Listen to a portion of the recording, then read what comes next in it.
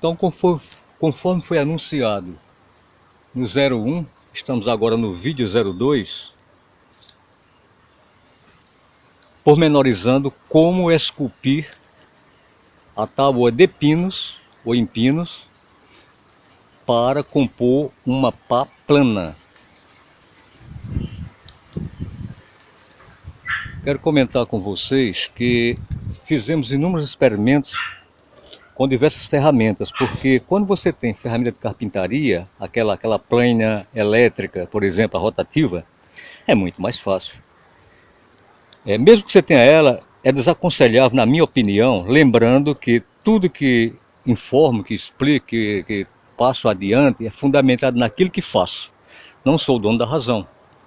Alguém pode ter ideias muito melhores que a minha, e caso as tenha, mostra para a gente como fazer de forma mais fácil que a nossa forma de fazer as peças.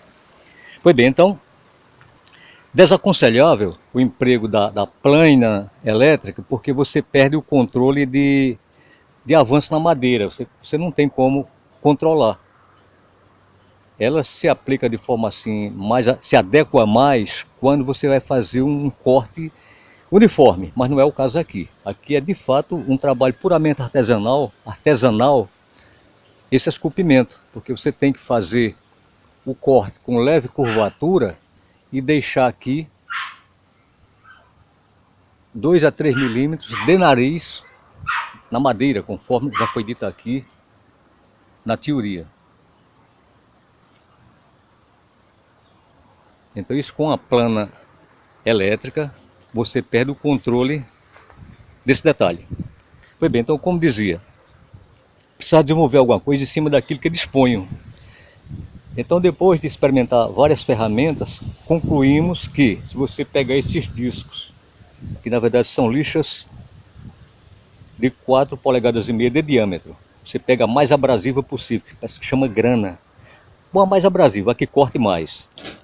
Adquira um disquinho desse de borracha, próprio para lixadeiras de pequeno porte, aprisiona, obviamente, e faz você faz o abrandamento de corte. Você não vai iniciar com ela, você precisa iniciar o corte, de fato, o rebaixamento da madeira, com esse tipo de disco. Usamos aquele do dente grande, mas não funcionou.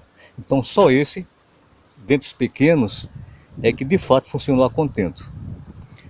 Então fizemos uma intercalação para uniformizar o corte. Daqui a pouco a gente mostra na prática, empregando esse e esse.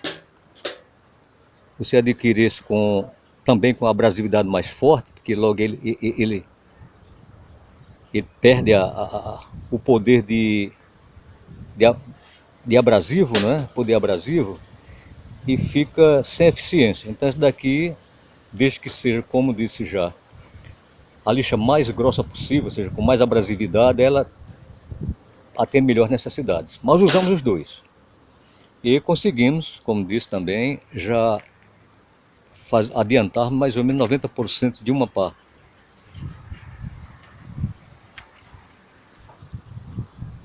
Pois bem, então, gente, seguinte.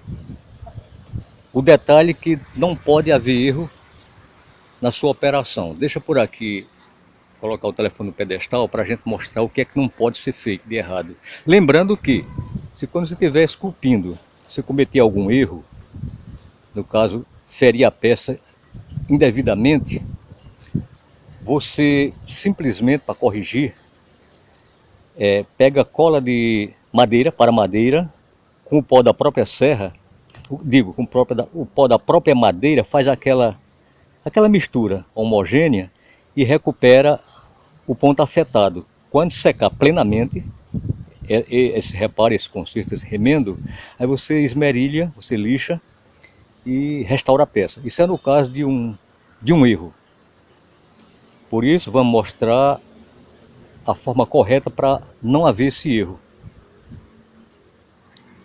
Pausar para mostrar em seguida.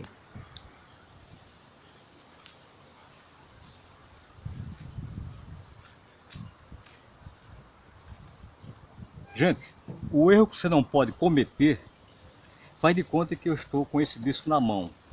Esse. esse. Então você não pode de forma alguma, não esqueça isso, você não pode avançar o disco, você não pode adiantar. Você tem que trabalhar arrastando, sempre arrastando, porque se você avançar, você vai cortar fundo a madeira, por ser muito mole, e vai estragar a peça. Então essa é a parte mais trabalhosa desse esculpimento, é exatamente isso. Vai trabalhar sempre e de forma suave, você não pode apertar forte. Sempre assim, nesse sentido, puxando para si, puxando para o seu corpo. Você vai atacando no canto vivo, até que você chegue a essa linha, mas sempre de forma uniforme. Você não deve entrar demais aqui, ou seja, apenas num ponto, porque mais tarde dificulta. Você precisa iniciar aqui, também obedecendo essa linha. Essa linha é o ponto de referência para não passar dela, para que a peça fique uniforme e depois a pesagem não fique muito diferente. Então você precisa iniciar por aqui suavemente, vai até o final, depois vai para um segundo estágio de corte, até que ela chegue onde a pá já concluída chegou. Vamos mostrar daqui a pouco. Vou colocar o protetor de ouvido para demonstrar um pedacinho aqui.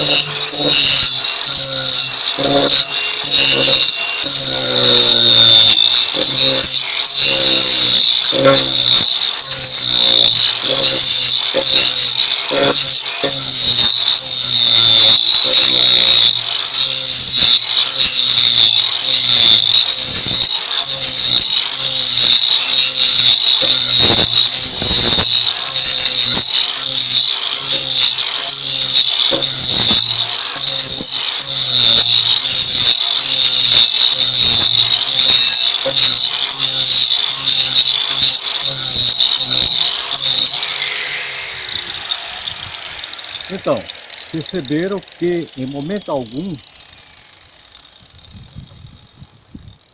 avançamos, sempre puxando para o nosso corpo, sempre em direção ao operador da máquina, sempre assim. Então, isso que foi iniciado, precisa ir até o final, para depois afundar mais até fazer a curvatura.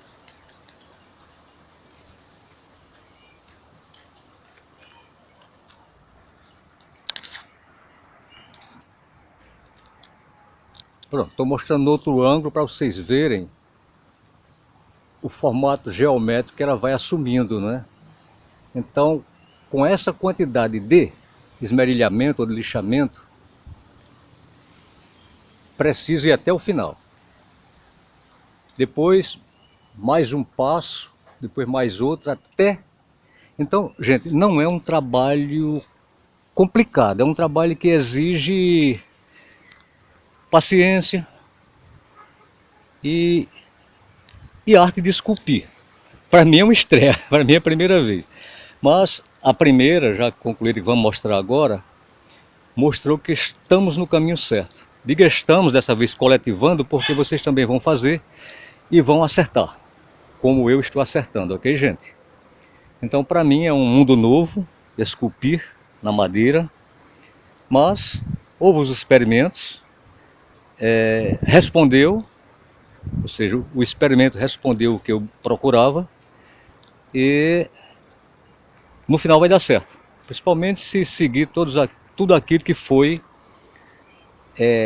observado. Caso haja empeno, caso ela em operação sofra empeno, uso esticador ou tirante.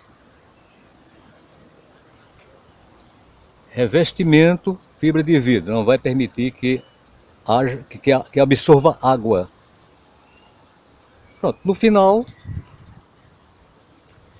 estamos agora no vídeo 02.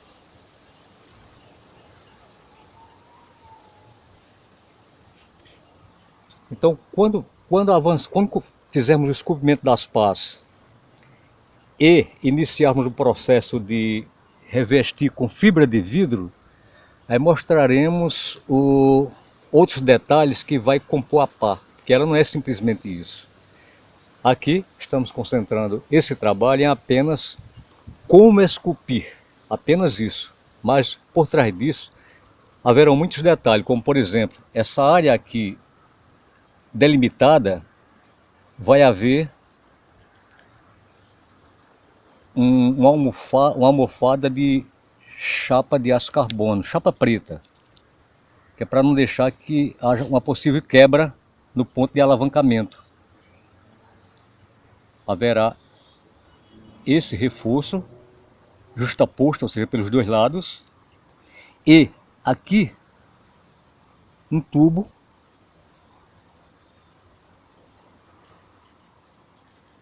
para em seguida esse tubo aqui ele se estende. Esse tubo ele será mais ou menos assim, deixa eu ver como é que eu posso mostrar. Um tubo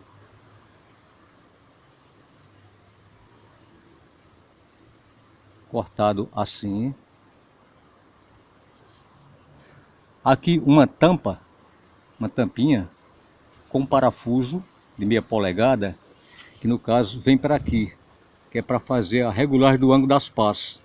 Elas não serão fixas, tal qual aquela que já mostramos muitas vezes, que tem regulagem de ângulo de pá.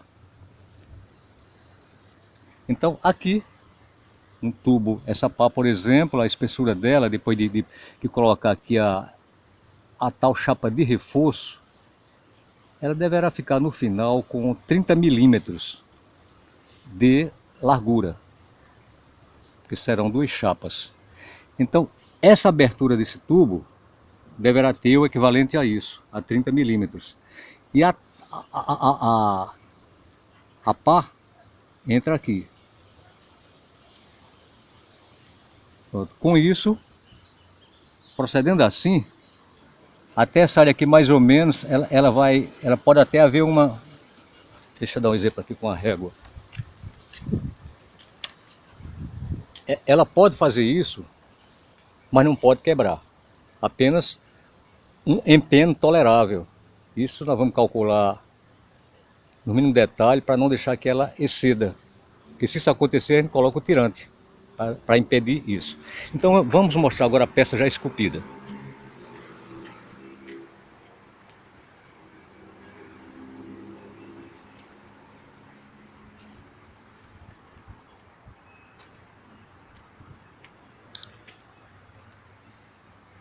Aquele que mostramos há pouco tempo.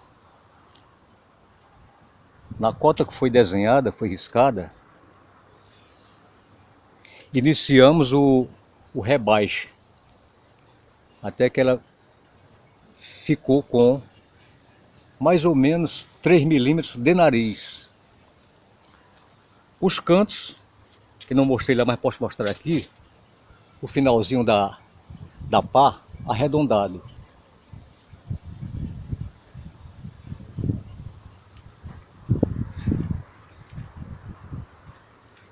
O outro lado, também como mostramos naquela, também. Agora você pode ver claramente que tem mais ou menos 3 milímetros de nariz. Essa daqui é a mesma coisa. Então, se você olhando frontal, exatamente como estamos mostrando agora, você percebe que ela oferece uma torção horária, porque isso foi programado. Então, essa torção horária se faz necessário para que tenha plena aerodinâmica. Se essa madeira que outrora 25 milímetros, tivesse uns 40 milímetros, melhor ainda, porque a torção seria muito mais forte. Deixa eu ver se eu posso dar um exemplo aqui com essa régua.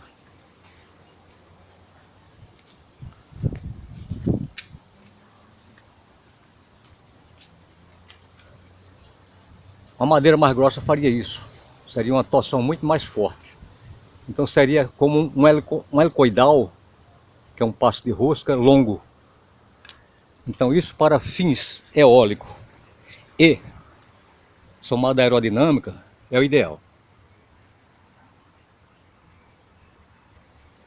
Então aqui em cima, vou mostrar no outro vídeo, haverá uma barra de reforço de alumínio em toda a tangência. Ela vai nascer aqui a 50%, chegando até aqui onde vai se encontrar com o revestimento de aço carbono nesse pedaço aqui. Mas isso fica para um outro vídeo, porque no momento o assunto está no como esculpir tábua de pinos para fins eólicos. Valeu, gente. Obrigado a todos por suas visualizações. Espero de alguma forma estar colaborando com geração de energia com ventos. Muito obrigado. Ótimo final de domingo para todos. Abraço.